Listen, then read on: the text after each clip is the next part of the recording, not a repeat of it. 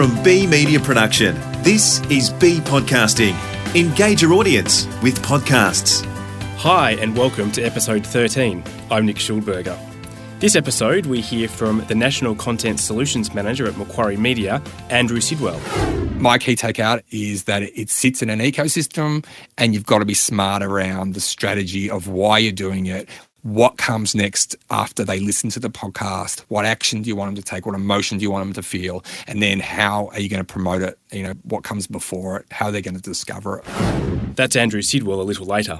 First, I'd like to welcome my co-host and podcast aficionado, Chris Ashmore. Hello, Nick.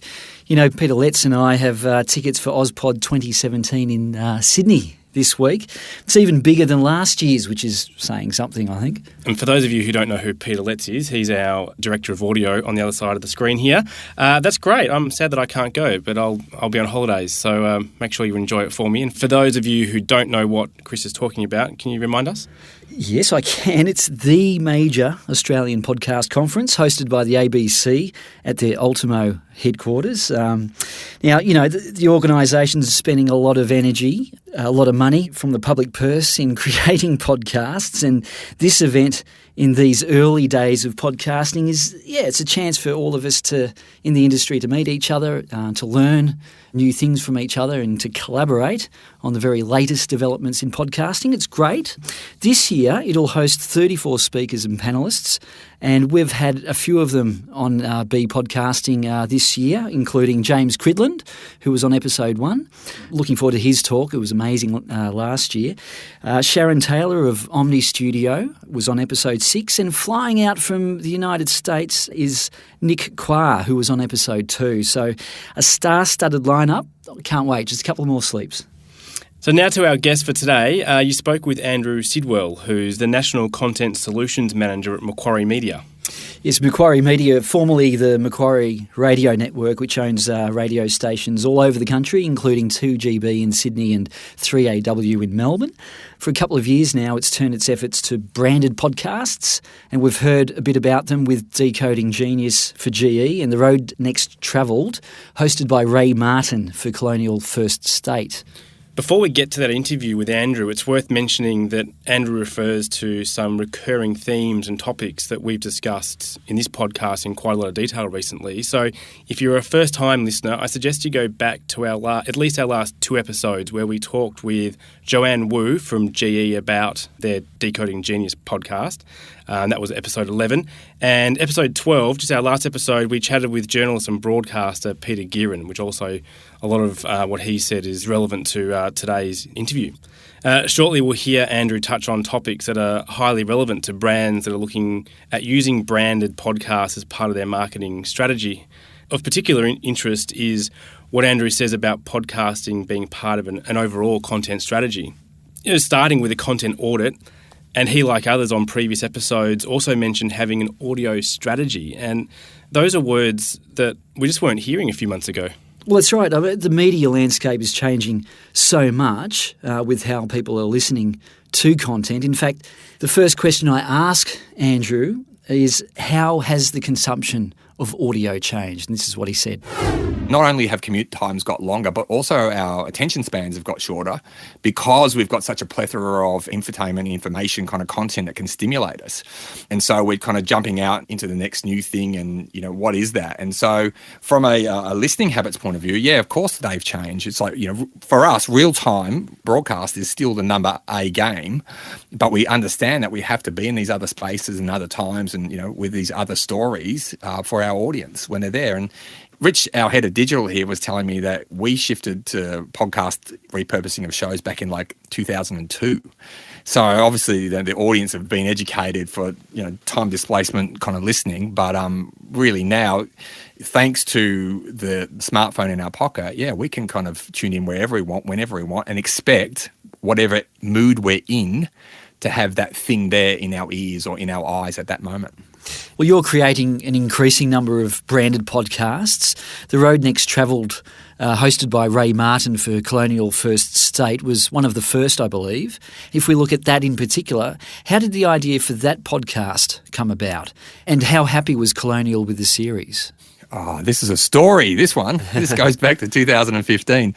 2015, I think it was about January, I found this email recently that I sent when the Colonial First State brief hit from Icon. And the email that I'd sent to the leadership in the business, pretty small leadership team, was going, sometimes you get a brief that changes your year. We've just got one of those briefs, and then presented to share the brief. And the brief for Colonial First State was they were wanting to disrupt the notion of retirement. And one of the interesting kind of insights that we uncovered is that when you talk to people about retirement, they don't imagine themselves retired. They imagine this cliched stock photo image of a couple in white pantsuits walking down the beach. And so we use that in the pitch going, this is what people imagine, and we're going to shatter that myth, and this is how we're going to do it. And then we pitched the series, and we pitched all the amplification around it and how we're going to bring it to life. And we pitched Ray as the host. Ray's key point, and I learnt heaps from this, Ray's key point was, I'm not a talking head on a stick. When you bring me into a project, I shape the content. And so it was really, Ray did really shape a lot of the scripts and the editorial. And by episode 4, Colonial First State had told us that they wanted to commission a series 2. And there was never a discussion of that. So as far as, KPIs, we were hitting them from a download number, but obviously they were getting great feedback internally from the CommBank side and also, around the senior leadership of Colonial First State. So then we went into production for series 2 later on that year, and it was clearly articulated to us that there was nothing beyond this. So series 1 and series 2 really hit their numbers that they needed to. From a brand point of view, did a really nice job from a feedback. But also for us in that space, we just walked away with a lifetime's worth of learnings that we've then taken onto all these other projects since. Well, if we can turn to the audience numbers, Andrew, and you mentioned Decoding Genius before, which is, we spoke with Joanne Wu recently on B Podcasting, and that's a 6-part series. These kinds of podcasts that you do, they don't have the luxury of time to build an audience. How do you manage to achieve large audience numbers from the very first episode? We live in an age where it's a transitional age in content marketing, right? So we're moving from some clients in that campaign space still, so 6 to 8 weeks. And so you make a series and it really has to fit that schedule of 6 to 8 weeks, and you drop an episode a week. But really, when we build content like Decoding Genius, you go back and listen to that now, that's evergreen content. It doesn't date. So what we educate the client is, yes, we've got this period of time that we have to scale you an audience, but really think about this as a brand asset. And so by that, I mean that it sits there in iTunes, it sits on your website, it sits wherever your distribution methods are, and it grows you an organic audience over time. So I try and reset them to kind of not think about scaling an audience super fast in the first week to 2 weeks, because there's an element of it's really unrealistic, and you move into a dangerous space of just obsessing over a download number, not necessarily a proper engagement of, full consumption of the content that you've created. But equally, I know that I have to drive, hit the KPIs that I've put for each episode. So it becomes crucial, the discipline of amplification and distribution. So how do I get people to discover this podcast from one click to consumption? So I hear about it and then I can kind of play it, or I can subscribe straight away. So a part of everything that we do is we build out, and I know orphan content. So it's not, here's a podcast, here's a full strategy. So we'll repurpose the audio, first of all, on air to drive sign-ups. We'll create online promos, video, audio. We'll create articles. So it's all around that, and in launch week, things like homepage takeovers have worked really well for us. Audio embedded super leaderboards, lots of native ads through Outbrain and Plister. So build a really incredible kind of launch strategy, and then have that, and then have the ongoing, each time a new episode drops, different ways to kind of spike it. And we found a marketing infographic online, and we kind of repurposed it for ourselves to go, it's a beautiful thing because it talks about all the tactics in content marketing that a brand can use, and then it grids them through the conversion funnel. So at the awareness phase is where podcast sits from a content marketing point of view, and it's either rational or emotional depending on the subject matter. Like if you looked at Decoding Genius, that's pretty emotional storytelling, where it wasn't super utility content. You heard Joanne Wu talk about it was, inspirational. We love science, we love, technology and innovation as much as you do and need some great stories. But then you look at some of the business content, and that sits down very much in the rational. And so we get that infographic out, and then we start to show marketers how we're going to plot to a conversion point for you through other content, whether that is an article, that is a branded video, that is sign up for a newsletter as the conversion point that's kind of in the middle. And the beauty in this infographic is that you can start to see the conversion tactics that should really be sitting on a client's site. And so when you start a project like this, you should always do a bit of a content audit and uncover what the brand already owns, what they already do themselves, and that comes into the mix as well. And especially I go back to distribution points, is like the thing with these podcasts is that you want them in more places than just on the microsite or in iTunes or wherever. You want to get those out as, it lives on the client's website, lives in client social, or, it lives everywhere you possibly can make it live, but it goes back to one number, one dashboard, one kind of analytic. And that's amplification and distribution with great strategy behind it is the key to scale that audience fast. Why is podcasting an attractive medium for companies to be engaged in, do you think, Andrew? And how do they decide what kind of podcast is right for their brand? It's attractive if you understand the ecosystem that it sits in. You have to reset the mindset. They're so used to making ads that they start thinking that this is like advertorial, drifting into that space of it's a very long form ad. It's like a 15-minute ad.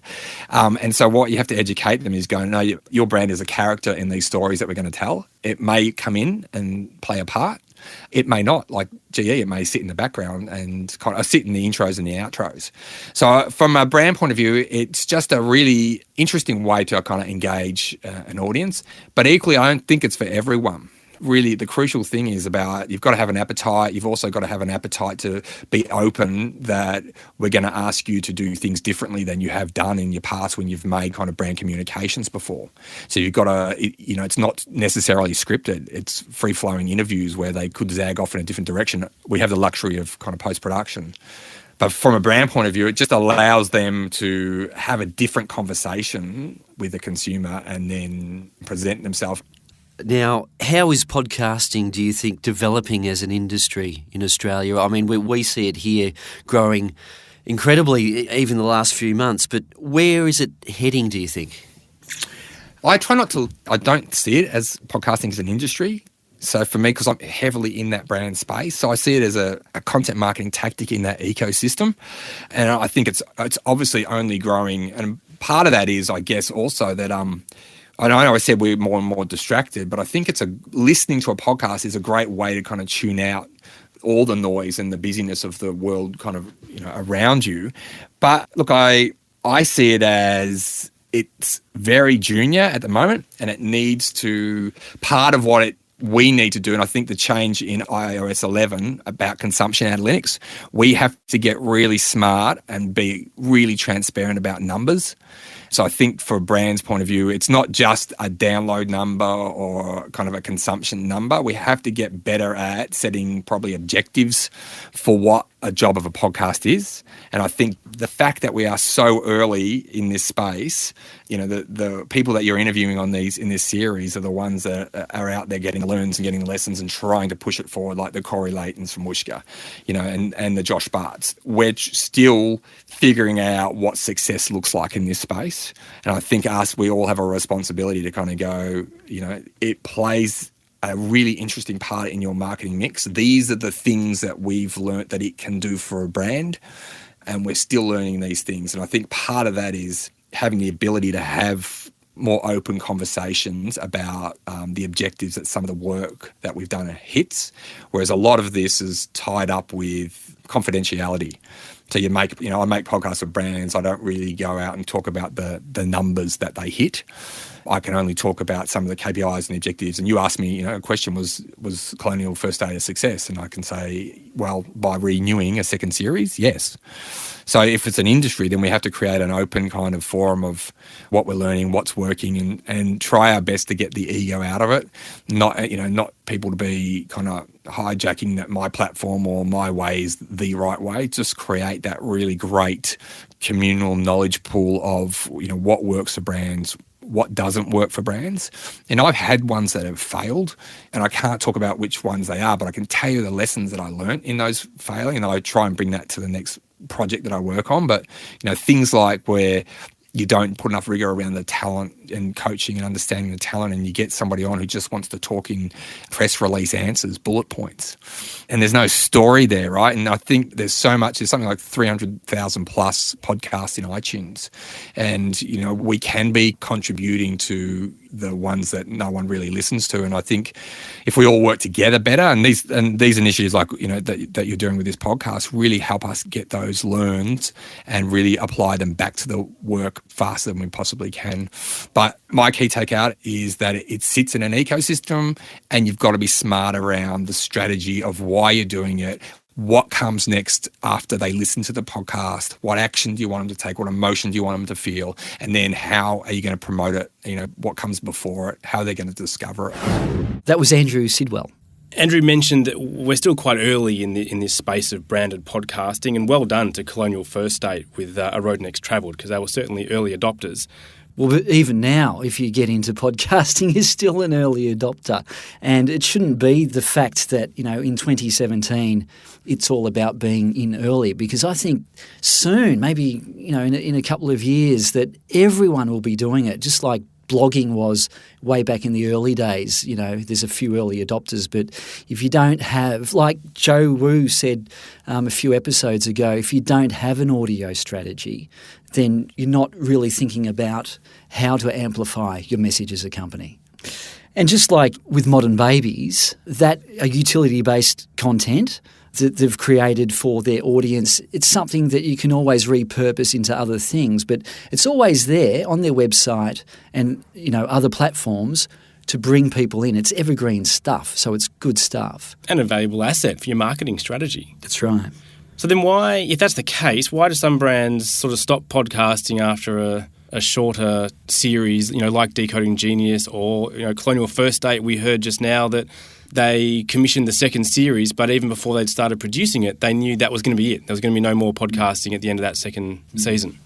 Well, there's always a strategy or a reason behind doing anything, of course, but what we've found is effective over all these years is doing audio content on a continual basis. It becomes part of the furniture for any organisation, or at least for their audience.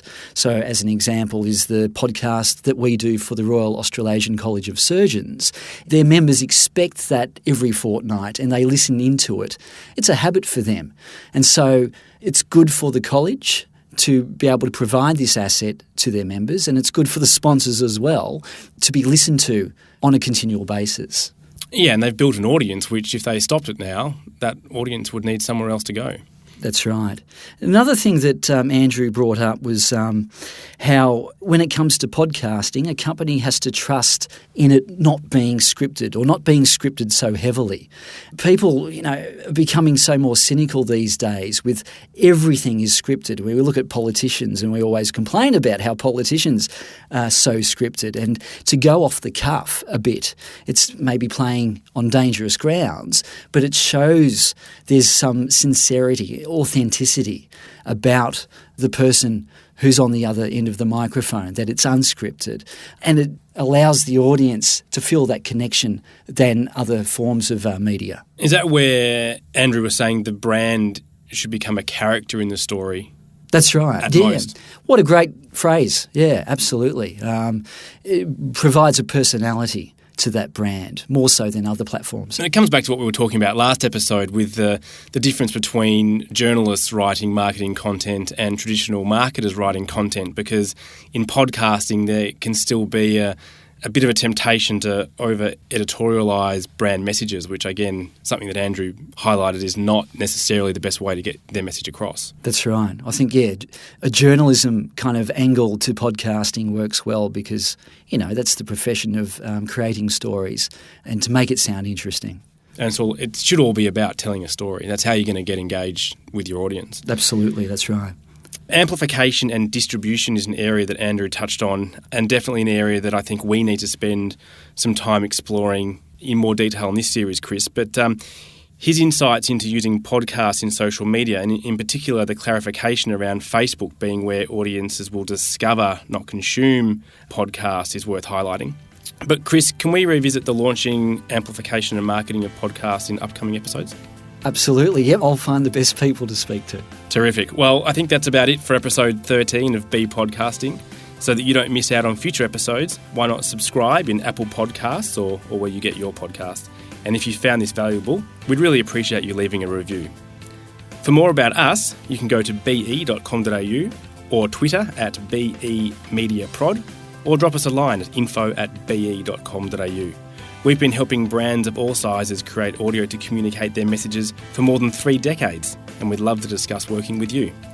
From all of us at Be Media Production, thanks so much for listening.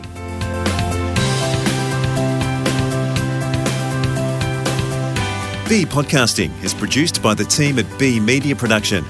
Managing Director Nick Schildberger, Executive Producer Heather Dawson, Producer Chris Ashmore, and I'm Peter Letts, Director of Audio. For more about us, go to be.com.au.